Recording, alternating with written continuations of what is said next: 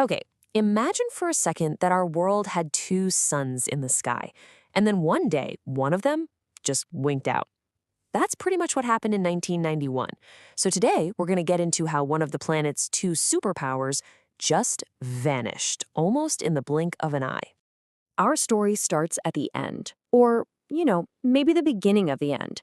It's November 1989, and the Berlin Wall, the most powerful symbol of the Cold War, this literal concrete curtain between East and West, is being torn down by regular people. This one moment, it was like a crack of thunder that signaled the old world was shattering.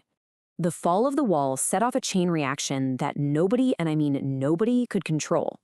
Just 2 years later, the Soviet Union itself, a global giant for almost 50 years, was just gone. Which leads to the one question that defined that whole era. How on earth does a superpower just collapse? To really get the answer, we have to rewind the clock a bit and look inside this massive and, honestly, deeply troubled Soviet system. You see, the cracks had been forming for decades, long before anyone took a sledgehammer to that wall. The USSR was built on this incredibly powerful, world-changing idea.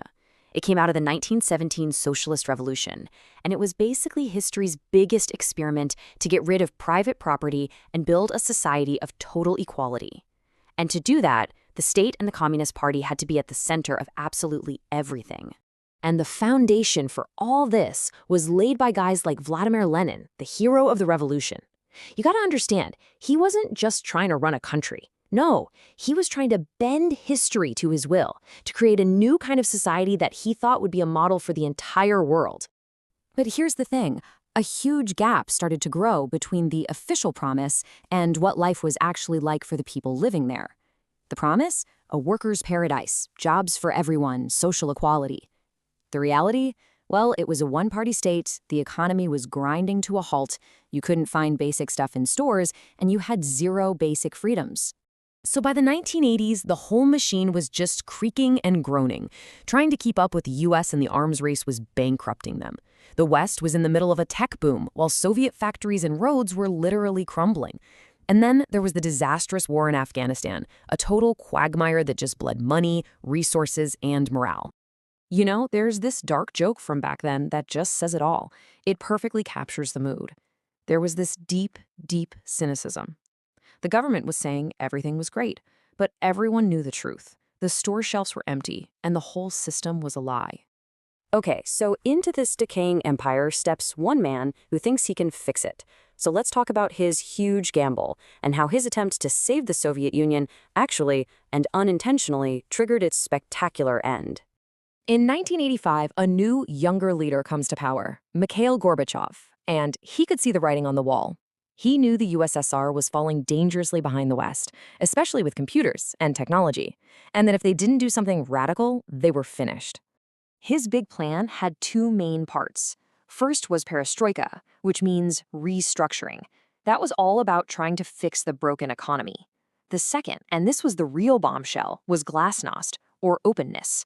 He was going to allow more political freedom and freedom of speech. Now, this is the most important part to understand. Gorbachev wasn't trying to tear the system down. He was a true believer trying to save it. He thought he could do a controlled renovation, you know?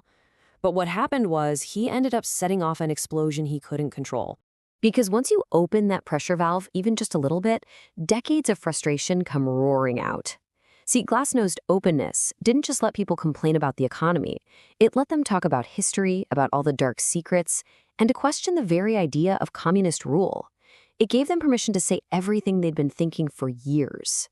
And right in the middle of all this chaos, a new figure emerges, Boris Yeltsin. He becomes the president of Russia, which was just one of the 15 Soviet republics, but by far the biggest. And by championing Russia first, he basically created a rival power center inside the USSR, challenging Gorbachev and becoming a hero to people who want to change, like yesterday. And then, things just started happening fast. Incredibly fast. The Berlin Wall falls in '89. A few months later, in March 1990, little Lithuania declares full independence, a huge, gutsy move. But the real knockout punch comes in August '91. Communist hardliners try to stage a coup. It fails miserably, and it completely destroys Gorbachev's authority, leaving Yeltsin as pretty much the most powerful man in the country. The end was now just a matter of months. And the final act was so quiet, almost surreal. On Christmas Day 1991, Mikhail Gorbachev went on TV and resigned. A few moments later, the red hammer and sickle flag was lowered from the Kremlin for the very last time. And just like that, the Soviet Union was over. So poof, the second most powerful country on Earth is gone. What on earth did that mean for the rest of the world?